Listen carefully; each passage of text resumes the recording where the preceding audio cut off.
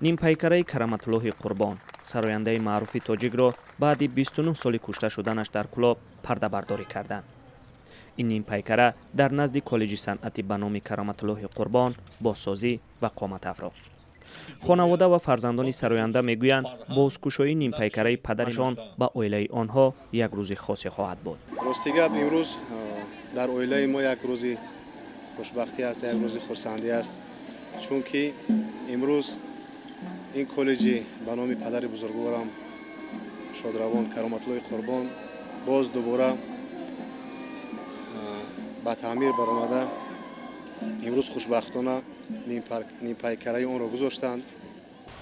коллеҷи санъат соли 1989 дар кӯлоб таъсис ёфта ва баъди як соли марги Караматуллоҳи Қурбон яъне соли 1993 номи ӯро гирифт.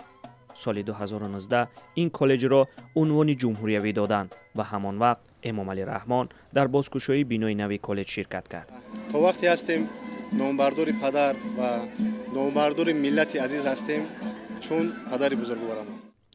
Караматуллоҳи Қурбон сарояндаи машҳури тоҷик соли 1992 баъди бозгашт аз тӯи арӯсӣ бо аъзои гурӯҳаш аз ёвон кушта шуда буд.